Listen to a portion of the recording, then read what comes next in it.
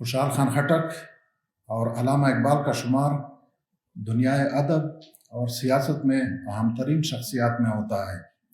اگر دیکھا جائے تو خوشحال و اقبال کے ادوار میں تقریباً 264 سال کا بعد ہے، لیکن مختلف ادوار و زبانوں سے تعلق رکھنے کے باوجود ان کی شاعری میں کافی مماثلتیں پائی جاتی ہیں۔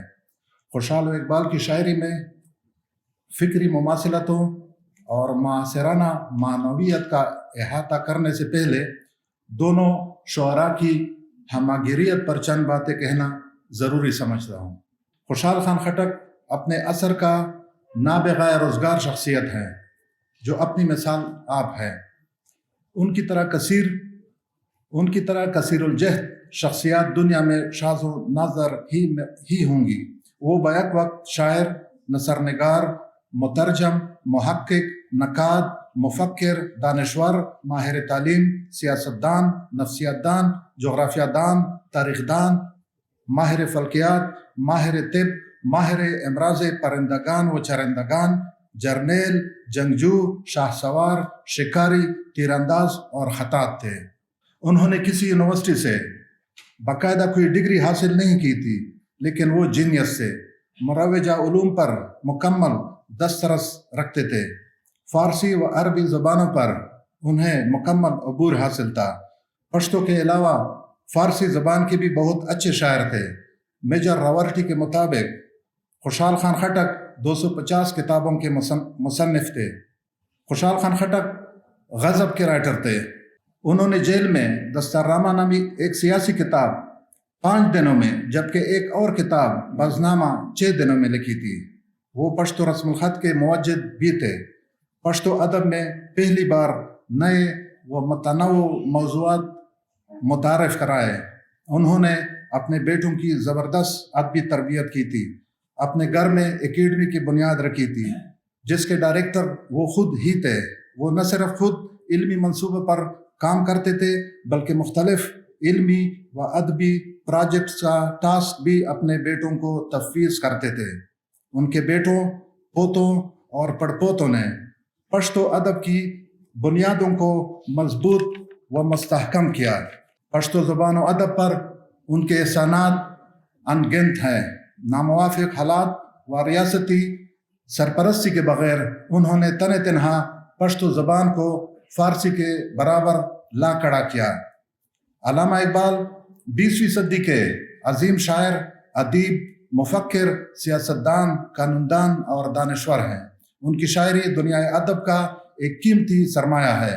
انہوں نے عالمی ادب کا گہرا مطالعہ کیا تھا۔ اردو اور فارسی کے بلند پایہ شاعر تھے۔ انگریزی ادب میں بھی ان کی تحریر محفوظ ہے۔ اقبال درس و تدریس سے بھی منسلک رہے، وکالت کا پیشہ بھی اختیار کیا، عمر کے آخری حصے میں عملی سیاست میں حصہ لیا اور بیک وقت ادب اور سیاست پر چھائے رہے۔ خوشحال و اقبال کی شاعری نسلوں کے لیے تحریک کا ذریعہ ہے۔ ان کی شاعری سرحدوں اور زبانوں کی قید سے آزاد ہے اور عوام و خواص میں گونجتی رہتی ہے۔ خوشحال و اقبال اپنی تخلیقات میں روحانیت اور فلسفیانہ گہرائی کا گہرا احساس رکھتے ہیں۔ خود کی دریافت، خود شناسی، خود انکساری، آزادی کی وکالت، اسلامی روح کے احیاء کے تصورات، فرد اور الہی کے درمیان تعلق کے تصورات، وجود کی وحدت، جدوجہد، جرأت، آزادی اور حریت پسندی خوشحال و اقبال کی شاعری کا محور و مرکز ہے۔ خوشحال و اقبال کی شاعری کا اصل ماخذ قرآن ہے اور دونوں کی شاعری قول خدا و عمل خدا کی توضیح، تشریح، تفسیر و تعبیر ہے۔ شرعی و فقہی علوم پر مکمل گرفت کی وجہ سے خوشحال خان خٹک کو بجا طور پر شاعر اسلام کہا جاتا ہے اور اردو ادب میں یہی مقام علامہ اقبال کو حاصل ہے۔ ثبوت کے طور پہ دونوں شعراء کے اشعار پیش کرتا ہوں۔ ماں قرآن منلے چے نازل دل آسمانا، ماں قرآن منلے چے نازل دل آسمانا، نور تا بخلے میں خبر یونانی دی۔ اقبال فرماتے ہیں، گر دلم آئینہ بے جوہرس، گر دلم آئینہ بے جوہرس، ور بحرفم غیر قرآن مزمرس روز محشر خوار و رسوا کن مرا بے نصیب از بوسائے پا کن مرا۔ خوشحال خان خٹک نے اپنی شاعری میں قول خدا و عمل خدا کی بھرپور عکاسی کی ہے۔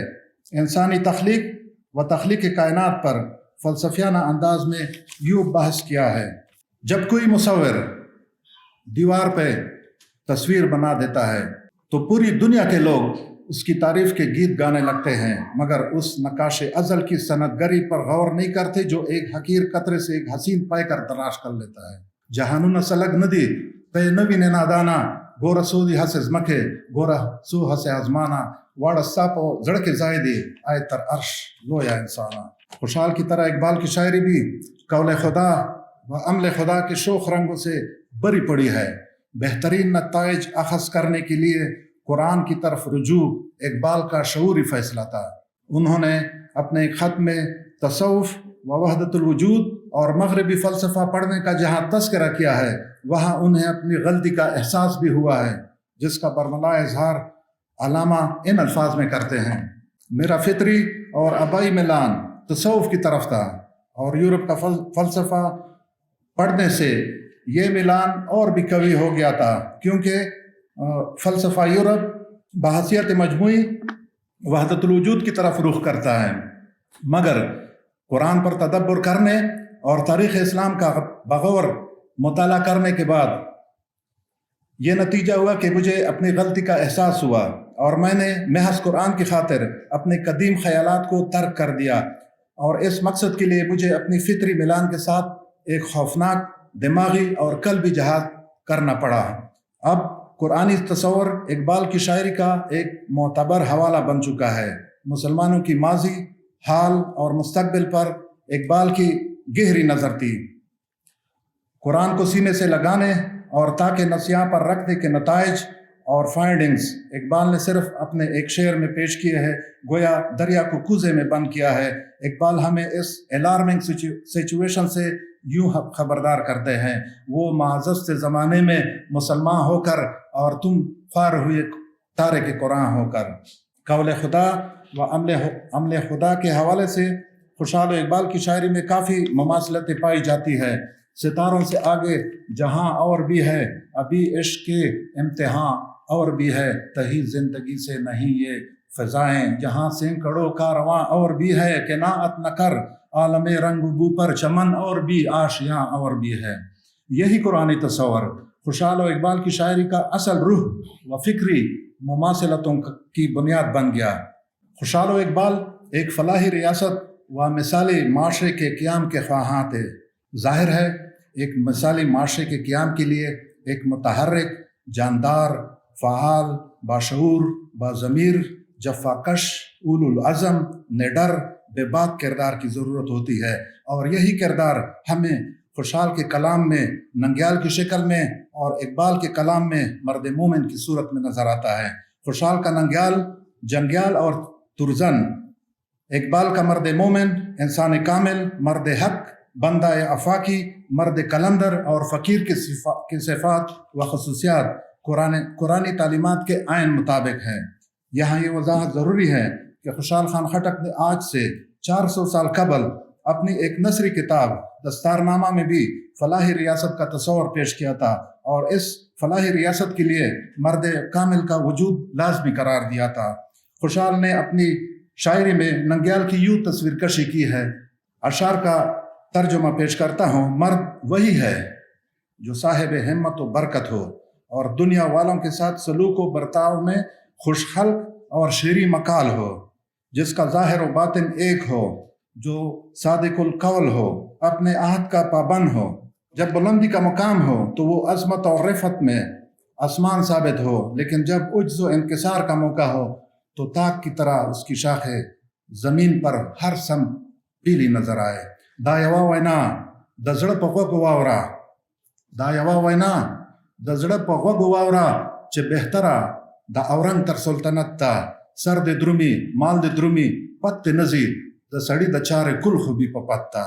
په جهان د ننګیالي دي د دوه کاره، په جهان د ننګیالي دي د دوه کاره، یا به اخري ککرۍ یا به کامران شي بندوبست د کائنات شي په خبرو یو تر سلو صدقه شه سل تر زرو اهل شر ته د شاهین منگل پیدا کا اهل خیر وتا حلیم شتر حماما ہو ہلکا یارات و برشم کی طرح نرم رزم حق و باطل ہو تو فولاد ہے مومن قہاری و غفاری و قدوسی و جبروت یہ چار عناصر ہو تو بنتا ہے مسلمان یہ راز کسی کو نہیں معلوم کہ مومن کاری نظر آتا ہے حقیقت میں ہے قرآن عقابی روح جب بیدار ہوتی ہے جوانوں میں نظر آتی ہے ان کو اپنی منزل آسمانوں میں ظاہر ہے مسلمانوں کو ایک فلسفہ چاہیے اور پھر اس فلسفے پر عمل کرنے کی بھی ضرورت ہے مسلمانوں کے پاس ایک منظم و مربوط فلسفہ قرآن کی شکل میں موجود ہے اور یہ فلسفہ تمام بنی نوع انسان کی فلاح کا ضامن ہے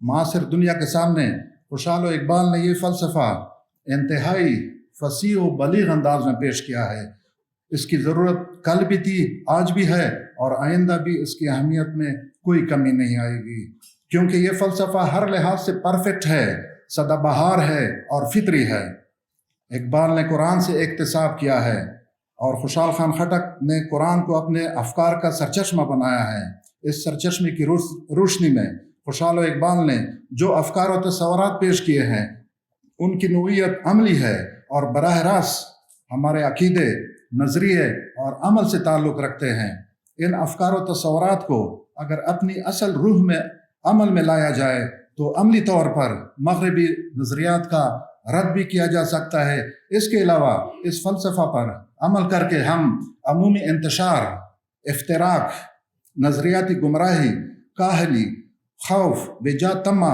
اور منفی اعمال جیسے اخلاقی برائیوں سے بھی بچ سکتے ہیں اور مغربی تہذیب و لادینی نظریات کا راستہ بھی روک سکتے ہیں باطل بنیادوں پر قائم مغربی نظریات و فکری مغالطوں کا رد خوشحال و اقبال کے افکار میں موجود ہے معاصر دنیا میں اب اسے اپلائی کرنے کی ضرورت ہے ہمیں نظریاتی لحاظ سے خوشحال و اقبال کے افکار کو اپنانا چاہیے کیونکہ خوشحال و اقبال کے پاس ہماری نظریاتی بیماری کا علاج بھی ہے خوشحال و اقبال نے جذباتی جمال اور زور و جذبہ سے یہ تصورات پیش کیے ہیں دیگر مفکرین کے برعکس ان کے افکار میں گہرائی بھی ہے جوش بھی ہے جذبہ بھی ہے جمال بھی ہے اور جلال بھی خوشحال و اقبال کے ننگیال و مرد مومن میں ڈائیورسٹی بھی ہے اور ورسٹیلٹی بھی ننگیال و مرد مومن کا تمام علوم پر نہ صرف نظر ہے بلکہ اس پر حاوی بھی ہے